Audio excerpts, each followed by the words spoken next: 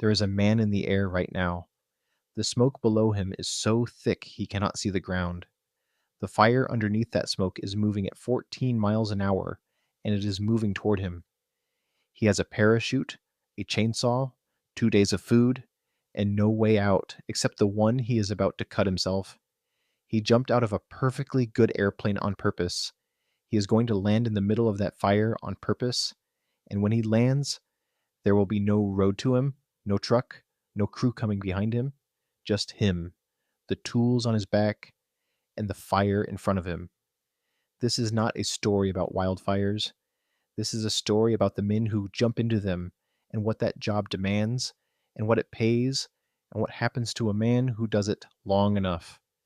It starts the way it always starts, with a man who has no idea what he is getting into. Level 1, the rookie wage, $16 to $22 an hour. You are not jumping yet. You are doing everything else first.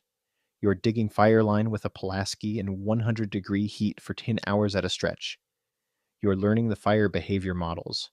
You are doing the physical fitness tests over and over until they are automatic.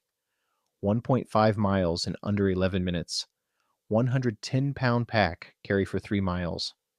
These are not suggestions. These are the floor. Below the floor, you go home. The Smokejumper base takes maybe 15 new jumpers a year. Some bases take fewer. There are only about 450 Smokejumpers in the entire country. You are trying to become one of them, and the people evaluating you have been doing this for 20 years, and they can tell in the first week whether you have what it takes, and they will not tell you what they see. You earn it or you don't. Your first season, you are a ground pounders, hotshot crew work. You hike to fires other people cannot reach. You dig line and burn out and hold ground in conditions that would end most people's careers before they started. You do not complain. You learn to read fire the way sailors read weather. Which direction the smoke is leaning. What that color means. Where a fire wants to go before it knows it wants to go there. The first rule of wildfire. The fire is always smarter than you think it is. The man who forgets that is the man who gets overrun. You never forget it. Level 2, the Smokejumper wage, $40,000 to $80,000 a season. You made it through the rookie program. You completed jump training. You have exited an aircraft 25 times and you know exactly what happens to your body when you do it. The jolt, the silence, the way the ground comes up faster than you expected every single time, even when you are ready for it. You know how to steer toward a jump spot the size of a parking lot surrounded by 80-foot trees. You know how to land in those trees, hang there in your harness, climb down a let-down rope, and be ready to work in under 10 minutes. The jump spot is chosen from the air. The spotter leans out the door of the aircraft, reads the wind, reads the terrain, reads the fire, and makes a call. You trust that call because your life depends on it. Then you go. The descent takes minutes. The fire can move a mile in that time. When you land, you are already assessing wind direction, fuel type, terrain, escape routes. You locate your gear that was dropped separately. You find your partner if you had one, and then you start building a line between the fire and everything it wants to burn. You are working in visibility that is sometimes zero. The smoke comes down and the world shrinks to 10 feet in every direction. You work by sound and instinct. The crack of a falling snag, the change in the wind, the way the fire sounds different when it starts to run. You learn these things because they are the only warning system you have. The retrievals are by helicopter when there is one. When there is not one, you hike out.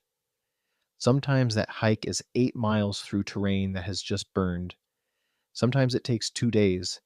You carry your parachute with you, every time.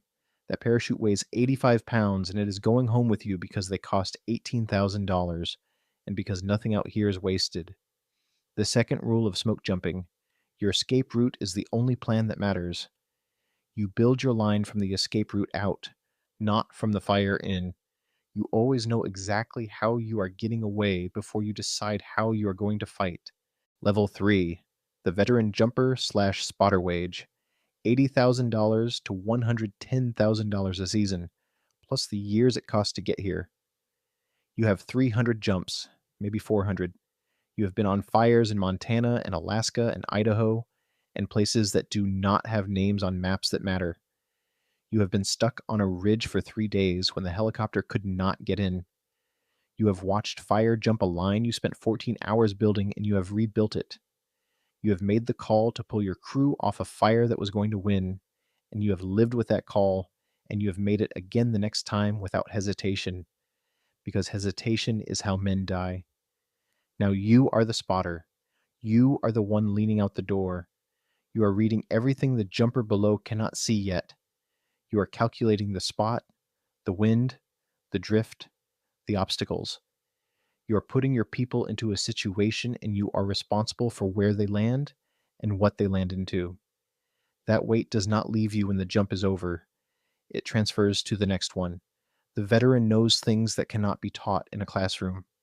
He knows what a fire sounds like 2 hours before it runs. He knows which drainages funnel wind in a way that will flip a fire on itself. He knows when a crew needs to move before the crew knows it. That knowledge lives in the body. It was put there by fire, by years, by close calls that were closer than anyone on the outside will ever know. Your body has been keeping score. The knees, the ankles. Every bad landing is a transaction against future mobility, and you knew that when you signed up, and you signed up anyway, because this work reaches into you and asks for something no other work has ever asked.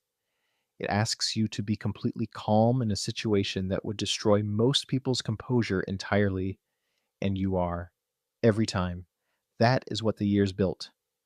The third rule of smoke jumping: you do not fight fire, you manage it. You find the place where you can win, and you win there.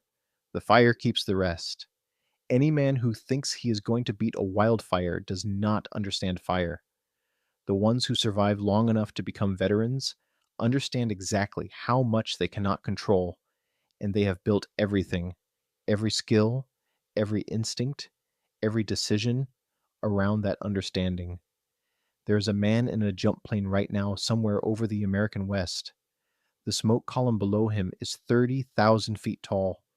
The spotter is leaning out the door, doing math in his head that no algorithm has replaced. The jumper behind him is not thinking about the fire. He is thinking about the spot, the landing, the first 10 seconds on the ground, the escape route. The fire does not know his name. The city that will not burn tonight because of what he does not know his name either. He is not thinking about the city. He is thinking about the wind. That is the whole job. That is all of it.